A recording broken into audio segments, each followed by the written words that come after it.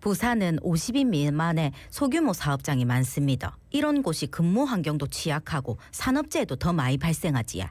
그래가 얼마 전에 양산 부산대병원 직업환경의학과에서 취약 노동자들의 노동 형태와 건강 상태를 분석해가 앞으로 어떤 정책을 펼치면 좋을지, 또 산업보건센터 설립이 와 필요한지 토론회를 열었는데요. 직접 이야기 들어볼까요? 네, 양산 부산대병원 직업환경의학과 이윤수 교수님 전화로 만나보겠습니다. 안녕하십니까? 안녕하십니까? 네, 안녕하세요. 예, 교수님 반갑습니다.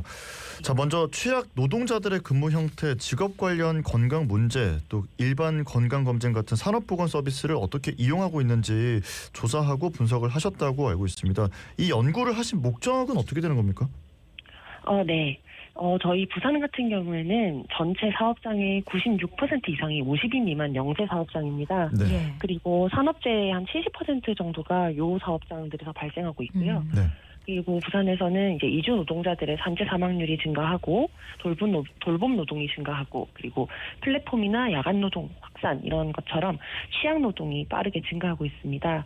이런 구조에서 이제 기존의 산업보건 체계가 취약 노동자들에게 직접 제대로 도달하지 못하고 있다고 판단했기 때문에 네. 저희는 부산의 이런 산업보건에 있어서 사각지대를 시점적으로 파악하고 부산형 산업보건센터가 왜 필요한가를 근거로 제시하기 위해서 연구를 진행했습니다.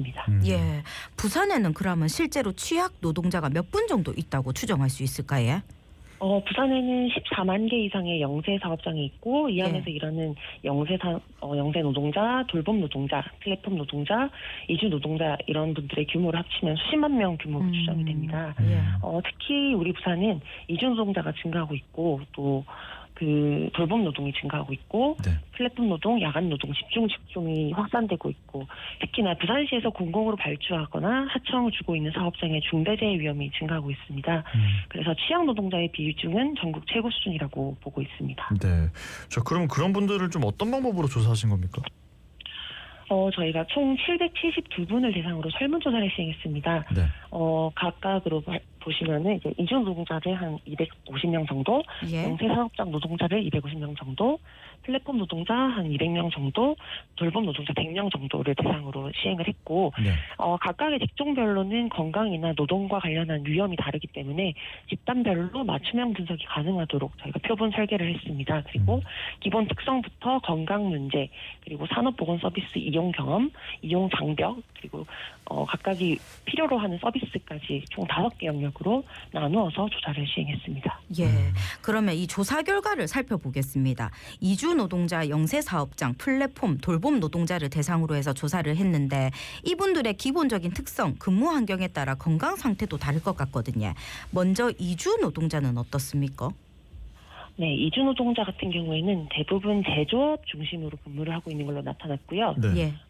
본인들의 답변에 의하면 언어 장벽, 그리고 이제 기존의 산업보건 제도 접근성이 부족하고 부당해고나 차별 위험이 좀 높게 나타나는 걸로 조사되었습니다.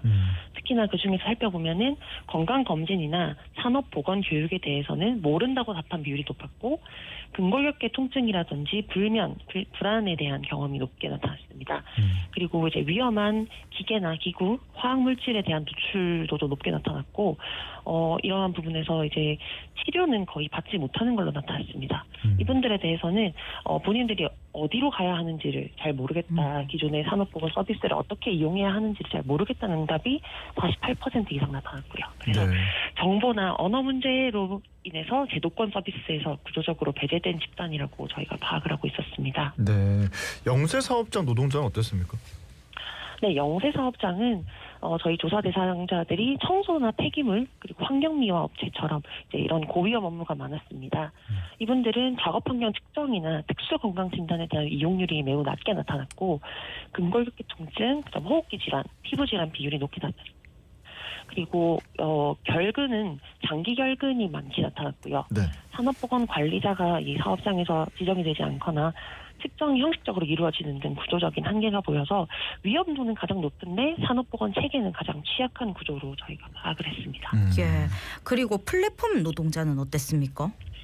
네, 플랫폼 노동 같은 경우는 대리운전, 예. 배달 기사, 택배 기사 이런 분들이 음. 많게 나타나는데 이분들이 가장 특징적인 집단입니다. 이분들은 주 52시간을 추구하는 장시간 운동이 많고 네. 장시간 노동이 많고 야간 노동에 집중되어 있습니다. 그리고 인간공학적인 위험 요인이라든지 위험 기계, 소음, 진동 이런 것들에 노출되는 빈도도 굉장히 높게 나타나고요. 특히나 고혈압이나 당뇨 같은 만성 질환의 비율이 가장 높게 나타났습니다. 스트레스나 우울도도 최고 수준으로 나타나고 네. 산업보건 서비스의 이용률은 전 집단 중에 최하위로 나타납니다. 특히나 이제 저희가 아픈 상태에서 근무를 해야만 하는 것들을 이제 프레젠티즘이라고 하는데요. 네. 예. 이런 부분들도 28%로 최악으로 나타났습니다. 네. 즉 과로나 건강, 안전 모두 음. 취약하고 제도적인 접근도 거의 없는 집단으로 보고 있습니다. 네, 영세 사업장 플랫폼 이렇게 좀 살펴봤고 마지막으로 돌봄 노동자의 경우에 어떻습니까? 네, 돌봄 노동자는 고령자나 산모를 돌봄하는 분들이 가장 많았는데 예. 네. 그렇기 때문에 정서적인 노동이나 근골격계 부담이 매우 높은 집단으로 파악하고 있습니다.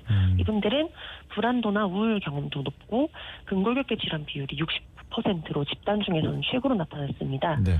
그리고 임금 수준은 가장 낮고 야간이나 주말 근무도 많은 것으로 확인이 되었고요. 즉 이제 신체적이나 정서적 부담은 큰데 보호 체계는 거의 없는 직종으로 파악하고 있습니다. 예, 취약 노동자별 건강 노동 위험도 다른 양상으로 나타난다는 건데 현재 일반 건강 검진 같은 산업보건 서비스가 있는데요. 그런 네. 서비스들이 취약 노동자들에게 실효성이 있습니까? 결론적으로 말씀드리면 취약 노동자들에게 실질적으로 도달하지 못하는 것으로 저희가 확인을 예. 했습니다. 일반 건강검진 이외의 서비스는 거의 이용 못하고 있고 위험성 평가나 근골격계 조사는 사실상 사각지대로 볼 수 있고요. 기존에 이제 있는 근로자 건강센터 이용률은 4.9%에 4.9%밖에 안 되는 것으로 확인이 되고 부산에도 직업환경의학과나 근로복지공단 의원 같은 것들이 있지만 그 이용률도 2~3% 정도로 굉장히 낮게 나타납니다. 네. 이런 구조적 이유 때문에 현행 체계만으로는 이런 취약 노동자들에 대한 보호가 불가능하다는 점이 명확하게 드러났습니다. 네. 네. 그러면 이제 교수님 어떤 보완책이 좀 필요할까요? 저희 연구에서 가장 중요한 결론은 부산형 산업보건센터 가칭인데요. 네. 이런 센터의 설립이 필수적이라고 저희가 주장하고 있습니다. 취약 노동자는 말씀드렸듯이 집단별로 이제 이런 필요성이 완전히 다르게 나타나는데요. 네. 그래서 이 센터에서 건강 검진, 그리고 산업 보건 교육, 정신 건강 지원, 근골격계 관리, 산재 상담, 다국어 지원 이런 것들을 한 곳에서 원스톱으로 제공하는 공공산업보건센터가 필요하다고 주장하고 있습니다. 예. 특히 우리 부산 같은 경우에는 이미 조례로 이런 센터 설립의 근거가 마련되어 있습니다. 네. 네. 이 산업보건센터가 기존의 근로자 건강센터와는 좀 다른 점이 있습니까? 네, 저희가 부산 근로자 건강센터도 저희 기관에서 운영을 하고 있는데요. 근로자 건강센터는 상담 중심, 그리고 사후 관리 중심, 예. 그리고 이제 기본적인 서비스를 제공하는 기관입니다. 예. 그렇다고 한다면 산업보건센터는 취약 노동자 맞춤형 포괄형 공공체계라고 저희가 이제 요약해 볼 수 있겠는데요. 예. 특히나 이제 야간이나 주말에 근로하는 분들을 위해 현장 접근형 그리고 이동형 출장 서비스가 필요할 것으로 생각이 되고 네. 특히 이제 다국어로 운영하는 부분들이 조금 필요하다고 생각을 합니다. 이주노동자분들을 위해서. 그리고 직종별 맞춤 서비스를 좀 제공할 필요가 있다고 생각을 하는데 플랫폼 노동자들 같은 경우에는 만성질환이나 스트레스에 대비해서 그리고 영세사업장 노동자들은 근골격계나 성인병 그리고 돌봄 노동자들은 감정노동이나 스트레스 이주 노동자들에게는 이런 언어적인 부분이나 검진 이런 부분들에 대한 서비스를 제공할 필요가 있다고 생각이 들고 그 외에도 산재나 이제 노동 권리에 대한 지원을 저희가 수행할 수도 있을 것 같고요. 네.